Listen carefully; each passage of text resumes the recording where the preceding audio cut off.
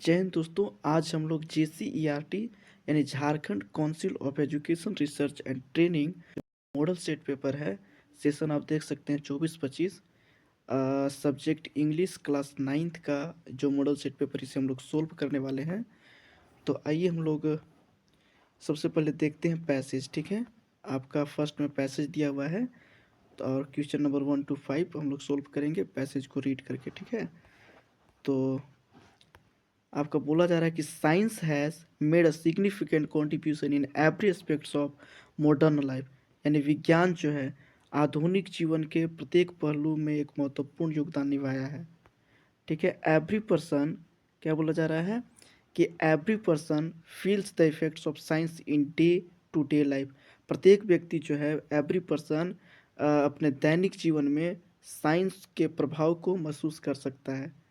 और बोला जा रहा है कि science has made life easier, science जो है जीवन को आसान बनाया है। Modern technology has also made life easier, और जो आधुनिक जो टेक्नोलॉजी है वो भी जीवन को क्या बनाया है, आसान बनाया है। एग्जाम्पल के रूप में कुकर्स हो गया, इंडक्शन प्लेट्स हो गया, माइक्रोवेव्स हो गया, ओवेंस हो गया, मिक्सचर्स हो गया इत्यादि। द फूड वी ईट, जो फूड हम लोग खाते हैं, क्लोथ्स जो हम लोग पहनते हैं, बुक्स या पेपर्स जो हम लोग पढ़ते हैं, रिक्रिएशन जिसको हम लोग इंजॉय करते हैं, गेम्स जिसको हम लोग खेलते हैं, ये सब किसका देन है, सब एप्लीकेशन ऑफ साइंस है, यानी साइंस का ही देन है। ठीक है ना। और आगे बोला जा रहा है कि technology has undoubtedly made our lives better, but for their cosy effects people tends to be the depends on it so much. ठीक है, diet they can not even imagine living without it. Technology मतलब undoubtedly है कि मतलब बिना शक से हम लोग कह सकते हैं कि टेक्नोलॉजी जो है हमारे जीवन को बेटर बनाया है, लेकिन हम लोग जो हैं, हम लोग क्या किए हैं कि साइंस पे पूरा पूरा डिपेंड हो गए हैं। ठीक है, और उसके बिना लाइफ को इमेजिन करना लगभग असंभव हो गया है। तो ये आपका बोला गया है पैसेज। ठीक है, तो क्वेश्चन देखते हैं हम लोग। बोला क्या जा रहा है कि what is the contribution of science in our modern life. तो नॉर्मल कंट्रीब्यूशन है, एवरेज कंट्रीब्यूशन है, नो कंट्रीब्यूशन है, या सिग्निफिकेंट कंट्रीब्यूशन है। तो सिग्निफिकेंट यानी महत्वपूर्ण कंट्रीब्यूशन है, महत्वपूर्ण योगदान है। नेक्स्ट बोला जा रहा है कि क्या बोला गया है कि how has science made our lives. तो साइंस हमारे जीवन को क्या बनाता है, तो ये हमारा लाइफ को ईजी बनाता है। ठीक है, नेक्स्ट बोला जा रहा है through which technical things are used from domestic life to the industrial sector. तो ये आपका साइंस होगा। ठीक है, नेक्स्ट आपका क्या बोला जा रहा है, अनडाउटेडली। तो what is the सिनोनियम of undoubtedly. तो जिस पे शक नहीं किया जा सकता है, तो डाउटलेस हो गया, सर्टेनली हो गया, एविडेंटली हो गया, यानी इसका ऑल ऑफ दीज हो जाएगा। ठीक है, नेक्स्ट क्या बोला जा रहा है, नेक्स्ट बोला जा रहा है कि एंटोनियम ऑफ द सिग्निफिकेंट।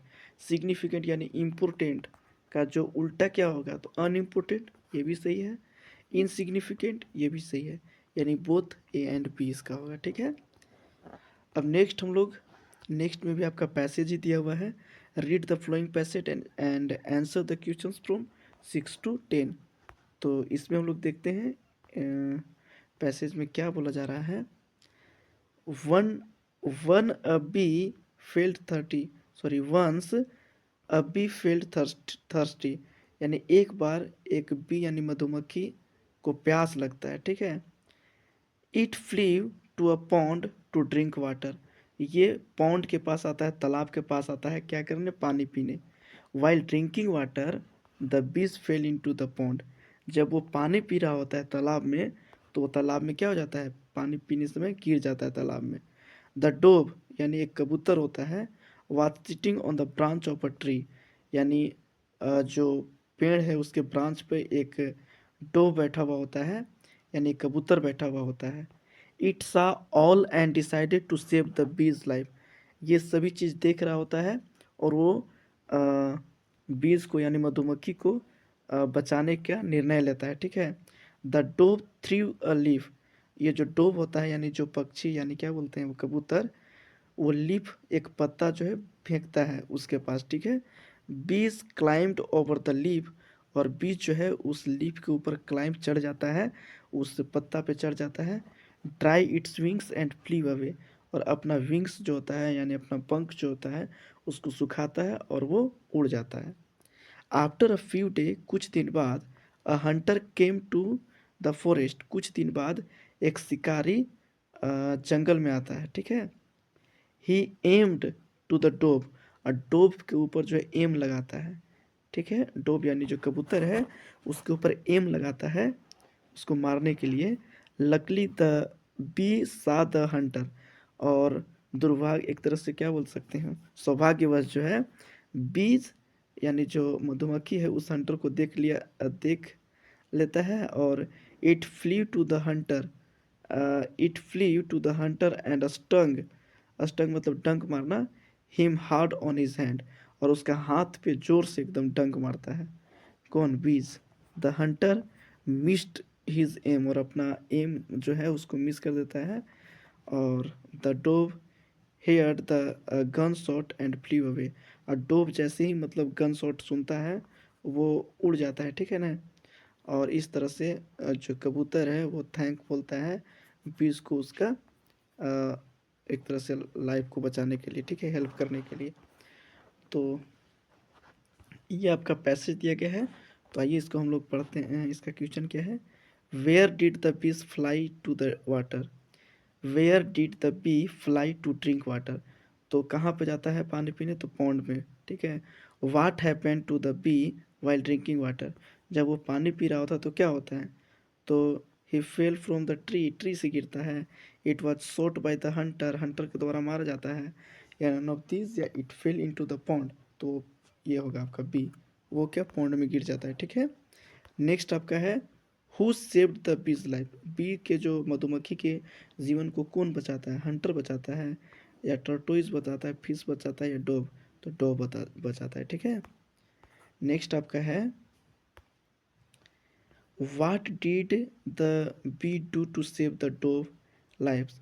अब बताइए बी जो है डोव के लाइफ को बचाने के लिए क्या करता है, उस कबूतर के लाइफ को बचाने के लिए क्या करता है? तो इट किल्ड द हंटर, वो हंटर को किल कर देता है, जान से मार देता है। इट डिड नथिंग, कुछ नहीं करता है। इट शॉटेड हार्ड, या मतलब जोर से चिल्लाता है, या it stung the hunters on his hand? तो ये क्या ये हंटर के जो हैंड है उस पर डंक मारता है? तो आपका डी होगा, हंटर के जो हैंड है उस पर डंक मारता है। नेक्स्ट आपको बोला है what is the moral of the story? इस स्टोरी का मोरल क्या हो सकता है?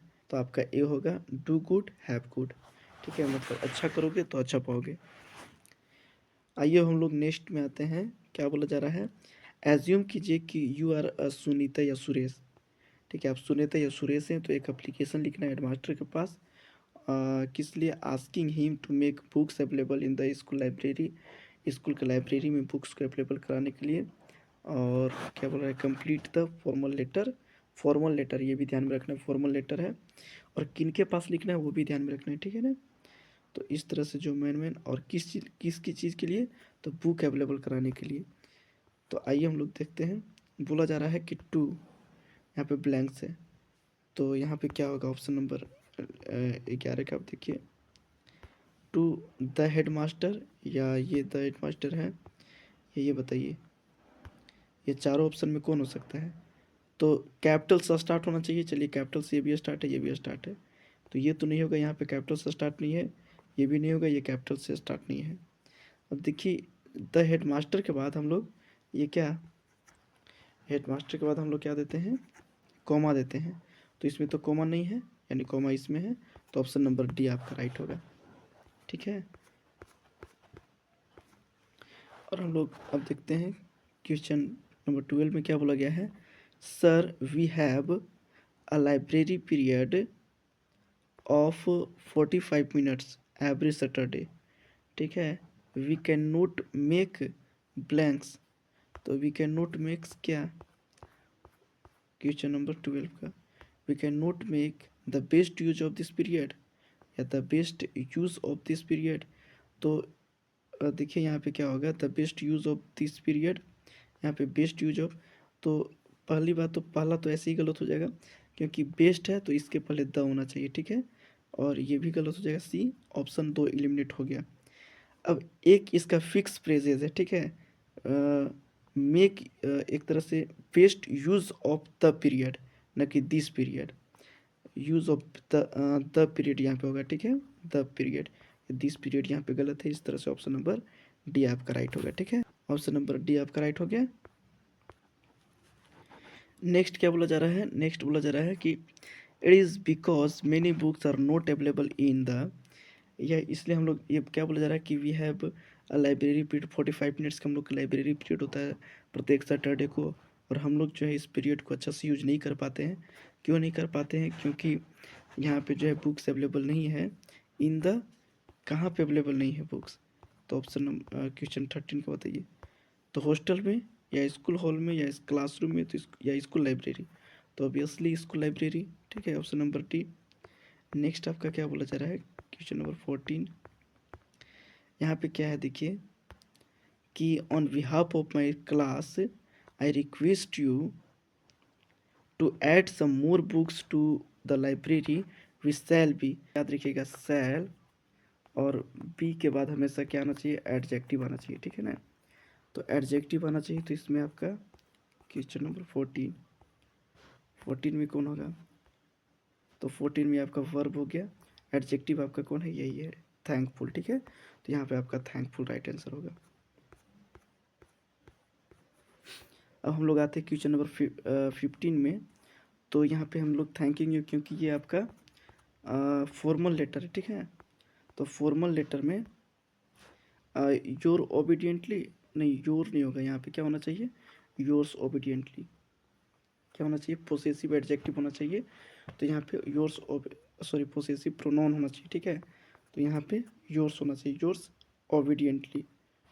तो आपका ऑप्शन नंबर बी राइट होगा। अब आइए हम लोग आते हैं ग्रामर में, choose the correct option of to fill the blanks. क्या बोला जा रहा है कि the thief had blanks. The thief had, had है यहाँ पे, तो हैड के बाद कौन सा फॉर्म आता है, थर्ड फॉर्म। तो स्टील होगा, नहीं होगा, स्टोल होगा, नहीं, स्टील्स नहीं होगा, स्टोलन हो जाएगा, स्टील, स्टोल, स्टोलेंस, यानी ऑप्शन नंबर सी। नेक्स्ट आपका बोला जा रहा है कि did you blanks diet your gold chain was missing. Did के साथ कौन सा फॉर्म? तो फर्स्ट फॉर्म। तो डिड के साथ ये आपका फर्स्ट फॉर्म है कौन? Option number A, notice. Noticed आपका थर्ड फॉर्म है, नोटिसिंग नहीं होगा, यानी ऑप्शन नंबर ए। बोला जा रहा है कि ही विल ब्लैंक सून। तो सेल या विल के बाद भी कौन सा फॉर्म आता है? First form. तो ये नहीं होगा, ये नहीं होगा, ये भी नहीं होगा, फर्स्ट फॉर्म कौन है? ऑप्शन नंबर सी का राइट है। क्वेश्चन नंबर 19 आपका बोला जा रहा है कि who blanks Rohit yesterday. Yesterday बोल दिया मतलब पास्ट। यस्टरडे क्या डिनोट करता है? पास्ट को। तो विल पास्ट को डिनोट नहीं कर रहा है, फ्यूचर को डिनोट कर रहा है। सी प्रेजेंट को, सीन भी नहीं, तो ये आपका सीन आपका थर्ड फॉर्म होता है। यहाँ पे अगर सा होता तो सही होता। यहाँ पास्ट को डिनोट कौन कर रहा है? Had seen. तो ऑप्शन नंबर डी। नेक्स्ट क्या बोला जा रहा है कि blanks in and sit down. तो क्या होगा? कम इन, क्या होना चाहिए? कम इन एंड सिट डाउन, ठीक है। तो ऑप्शन नंबर ए। नेक्स्ट आपका बोला जा रहा है कि विच of the following sentence is in simple past. Past बोला गया है, ठीक है, एम आ गया, प्रेजेंट हटा दीजिए। अच्छा, आई रिमेंबर, क्या है? रिमेंबर, प्रेजेंट आ गया, हटा दीजिए।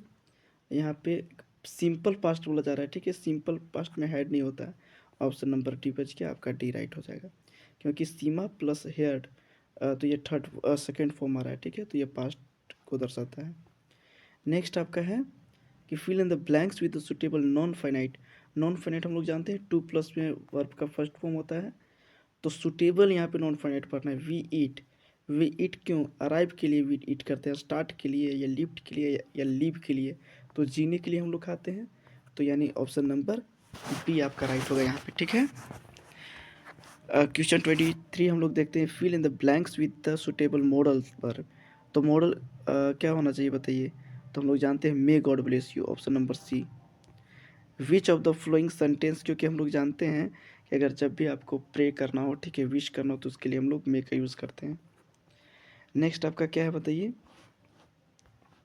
क्वेश्चन है कि कौन सा क्वेश्चन है यहाँ? Question number 24। Which of the following sentence is simple present. Simple present में कौन है बताइए। तो विल सिंपल प्रेजेंट में है नहीं, फ्यूचर में है।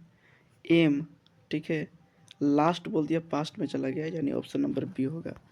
ठीक है, नेक्स्ट बोला जा रहा है कि choose the suitable preposition. Suitable preposition choose करना है।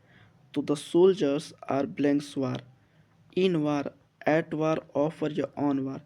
तो याद कीजिएगा, याद रखिएगा कि वार के साथ फिक्स प्रीपोजिशन ऑन होता है। ठीक है, ऑन वार। ठीक है, नेक्स्ट क्या बोला जा रहा है कि choose the correct option of the given question. तो चलिए, the lesson the sound of music Evelyn Glenny is, बताइए एवलिन ग्लेनी क्या थी, परक्यूनिस्ट थी। ठीक है, परक्यूनिस्ट मतलब क्या होता है, जो एक तरह के सहायक, जो क्या म्यूजिशियन जो होता है ना, वही होता है। ठीक है, नेक्स्ट क्या बोला जा रहा है कि who got the old book. तो कौन, मार्गी। नेक्स्ट बोला जा रहा है कि हु इज द ऑथर या writer of the lesson the fun they had. The fun they had के कौन है, आइजैक एसिमोव है। ठीक है, ऑप्शन नंबर सी। नेक्स्ट आपका है कि what does the word santosh mean. संतोष मतलब होता है संतोष, शांति, कंटेंटमेंट। ठीक है, तो ऑप्शन नंबर सी। नेक्स्ट बोला जा रहा है कि how did Santosh feel after reaching the top. Top पे पहुंचने के बाद कैसा फील किया बताओ। It was a spiritual and proud moment. तो ऑप्शन नंबर ए हो जाएगा, प्राउड फील की। ठीक है, नेक्स्ट है आपका who thought of improving the sound of the pungi. किसने सोचा पुंगी के साउंड्स को इम्प्रूव करने के लिए। तो म्यूजिशियन या सिंगर या बार्बर या नन ऑफ दिस। तो बार्बर। ठीक है, कौन, बार्बर। इसीलिए पहले बार शाह के दरबार में गया था, मतलब बजाया था, इसलिए शाह, और इसको बजाया था कौन, नाई।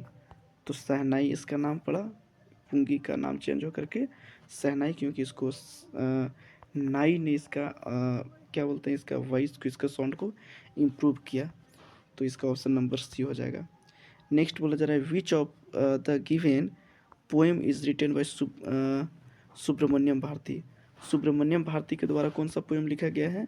तो आपको याद होगा, विंड, आपका सुब्रमण्यम भारती के द्वारा लिखा गया है।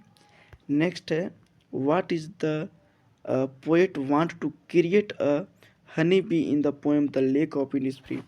लेक ऑफ इनिस्फ्री पोएम में पोएट जो है, पोएट हनी बी के लिए, मधुमक्खी के लिए क्या बनाना चाहता था, ट्री बनाना चाहता था, फ्लावर, या नन ऑफ दिस, या हाइव। हाइव का मतलब क्या होता है बताइए। तो मधुमक्खी का छत्ता जो होता है ना, वो बनाना चाहता था। नेक्स्ट रॉबर्ट फ्रोस्ट कौन सा पोएम लिखे हैं। तो the road not taken, option number B. Next है the legend of the north land, ये किसके द्वारा लिखा गया है बताइए। तो ये हम आपको ये आप हमको कमेंट बॉक्स में बताइएगा। ठीक है, नेक्स्ट बोला जा रहा है कि where did the swallow die. Swallow जो गोरैया है वो कहाँ पे मरता है। तो वो at the feet of the statue, statue के पैर के पास। ठीक है, जो हैप्पी प्रिंस होता है उसका स्टेचू के पैर के पास। नेक्स्ट बोला जा रहा है कि what serves as the third hand to a monkey. Monkey के तीसरे हाथ के रूप में क्या काम करता है। तो वो आपका पूंछ हो गया। ठीक है, पूंछ जो है तीसरा हाथ का काम करता है मंकी के। नेक्स्ट है व्हाट डिड द पेरेंट्स से when the child legged behind. जब बच्चा पीछे छूट जाता है, लेग्ड बिहाइंड मतलब पीछे छूट जाना। जब बच्चा पीछे छूट जाता है तो पेरेंट्स क्या बोलता है। पेरेंट्स बोलते हैं कम चाइल्ड कम। क्या बोलते हैं, कम चाइल्ड कम। नेक्स्ट है आपका who broke into the merchants house. Merchants के यानी व्यापारी के जो हाउस है आपका किंगडम ऑफ फूल में, जो मर्चेंट्स का जो घर, उसको कौन तोड़ता है। तो वो आपका थीप। ठीक है, नेक्स्ट है आपका where did the taskar escape in the story Swaran the storyteller. तो स्वरन द स्टोरी टेलर में, ठीक है, तस्कर क्या करा है कि where did the taskar escape, मतलब इसके कहाँ पे वो भागता था। तो इनटू अ केज में, या फॉरेस्ट में, या टिम्बर यार्ड में। टिम्बर यार्ड में की ओर भागता था। ठीक है ना। तो ये आपका राइट आंसर। इस तरह से आपका 14 क्वेश्चंस आई होप आपको समझ में आया होगा। So thank you for watching this video.